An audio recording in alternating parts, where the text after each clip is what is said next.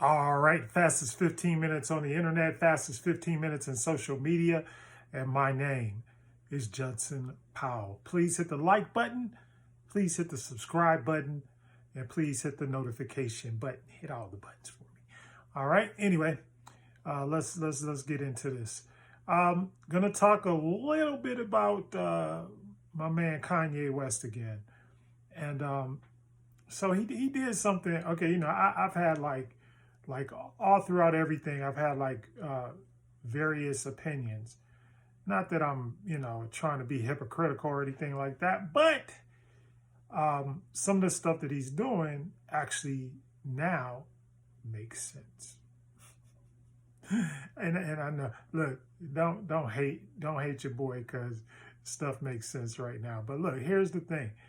He started talking about anti-Semitism.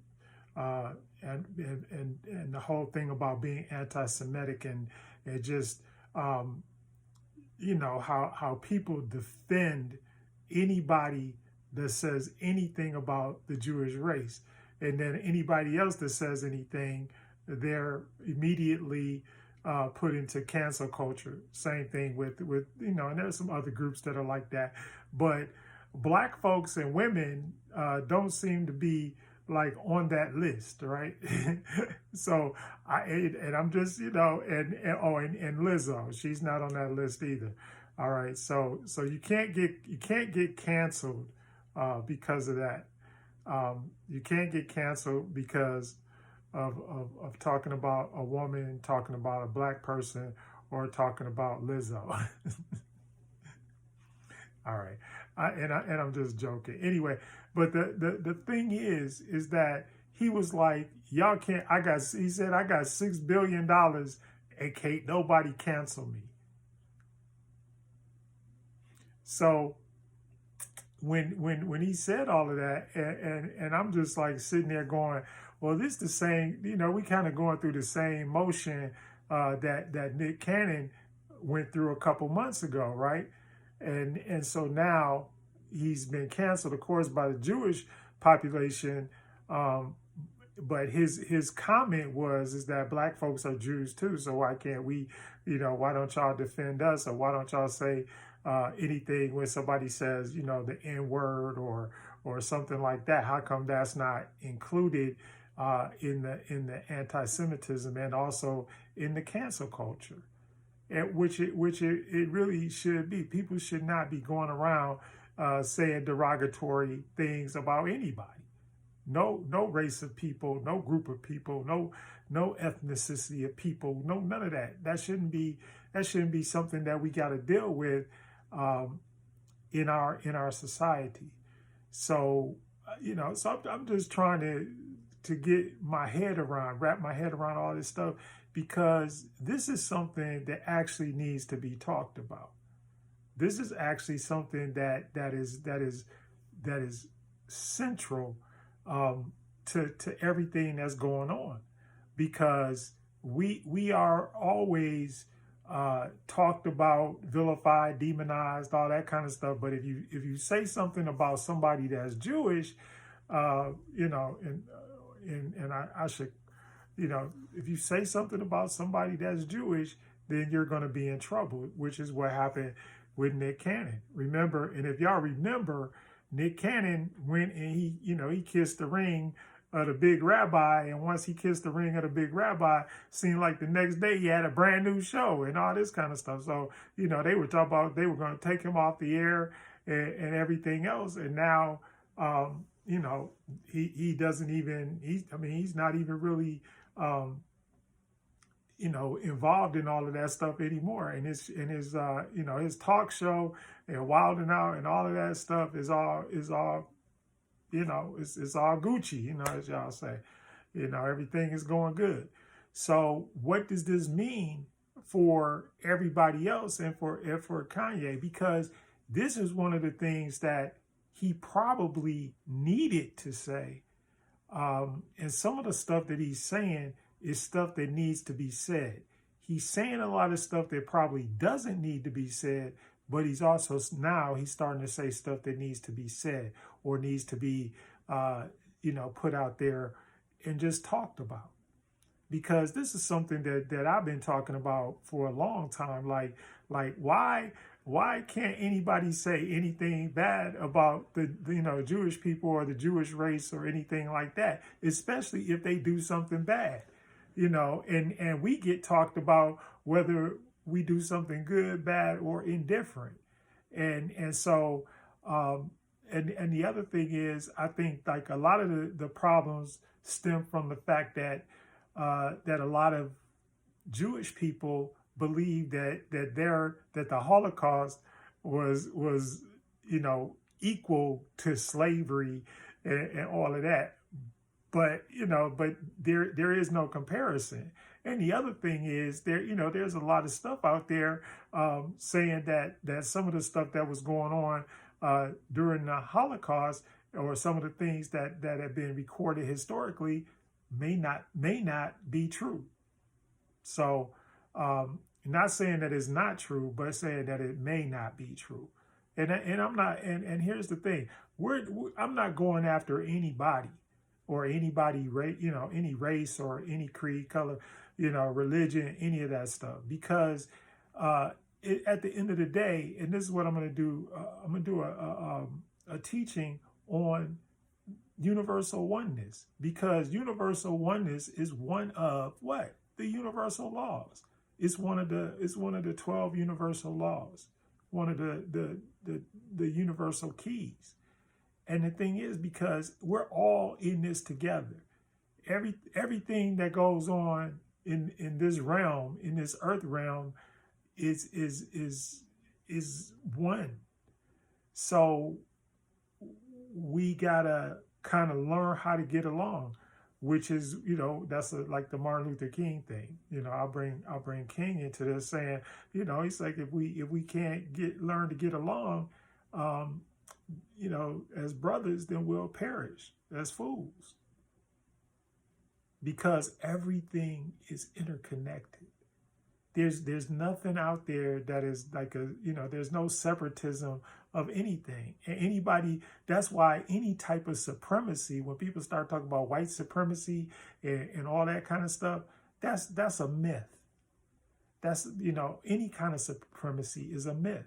Black supremacy, Jewish supremacy, the only reason why, they may have it up on other races or other religions and stuff like that is because of the way that they've handled money and the way that they've actually gone about getting money.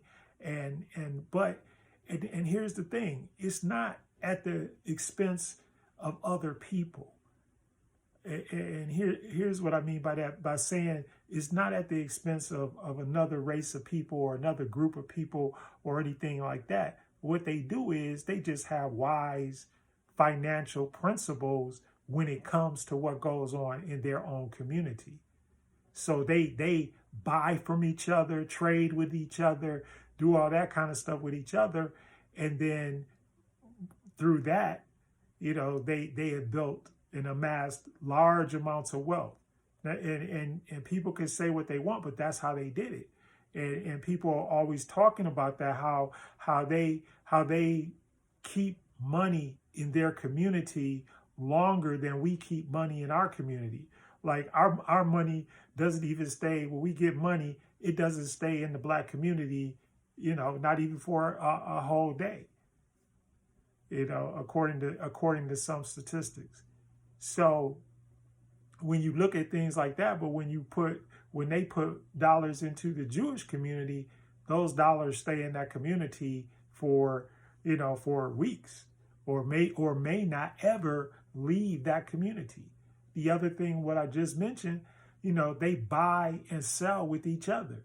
If they got something to do, they buy each other's products, and it's a good thing for them, because they're not going to go out there and shop with another store or something, like with a store that they don't know or whatever, especially if they have somebody within their own community that owns that kind of store or that sells the products that they're looking for.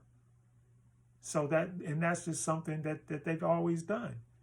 and it's not their fault, you know, and nobody should really be mad at them. I guess what I'm mad at is the whole thing about you could say what you want about black people, but you can't say what you want about them, even when they're wrong. Even when they're wrong.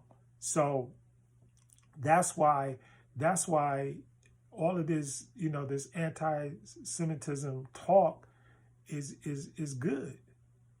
The you know, talking about these things, talking about the fact that they control the entertainment industry, the fact that you know, a lot of people believe that they have even murdered people and things like that in order to keep power in that industry, and unless you have their backing behind you, usually is pretty difficult to try to make a dollar in that industry.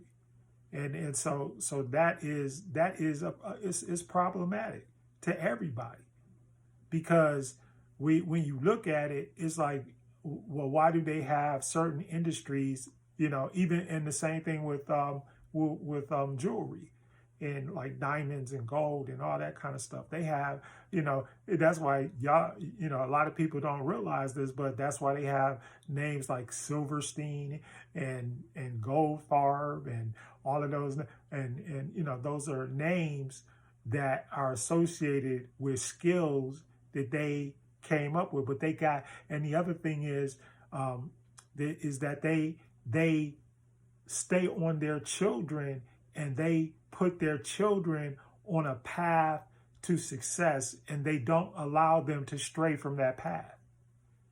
So they get, you know, they get them at 8, 9, 10 years old and say, look, you're going to be a doctor. You're going to be a lawyer. You're going to, you know, you're going to go to this college and you're going to get this degree. You're going to be this type of, you know, doctor. You're going to get a PhD. You're going to get a master's degree. You know, you're going to become an accountant. You're going to become an engineer. Whatever it is that they see as being able to make progress in their community, that's what they do. And there are other, now don't get me wrong, there are other ethnic groups, you know, Indians and Pakistanis and all that. They are heavy into, oh, you know, you're going to be a doctor, you're going to be an engineer.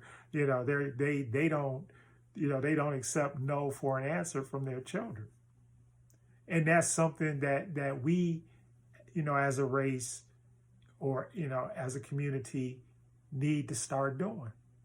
We and in fact, we as a country, because there are countries, I remember back when I was younger, and the people used to talk about the what is the East German swimmers, right? And the East German swimmers were like these in the Olympics. These women were like huge, you know, and but the reason why, you know, was because they get them at when they're little kids, and start training them.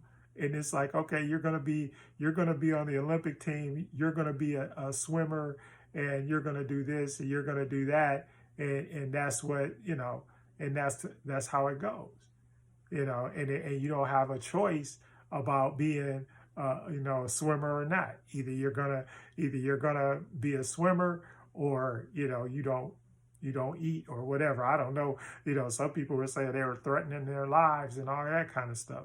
You know, that was back in the 70s and you know, back in the 70s when they did all of that.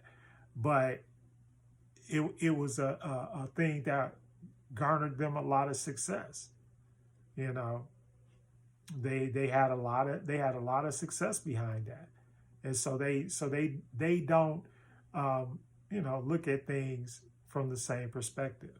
And they start everybody young, and it's like, okay, you're going to do this, and this is what you're going to be, and this is how you're going to be it. And then everybody, and this is the other thing, when they finally do say you're going to be a doctor, you're going to be a lawyer, you're going to be an engineer, then the whole community rallies around that person and pushes them forward. That's how they do it.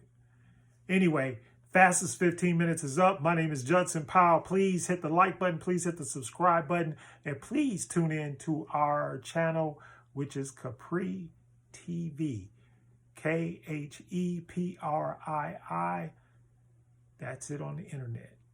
Just type in KHPPRII.com and you'll be able to check out all of the good stuff on Kaprii. Anyway, fast 15 minutes is up. Love you. Hit the love button.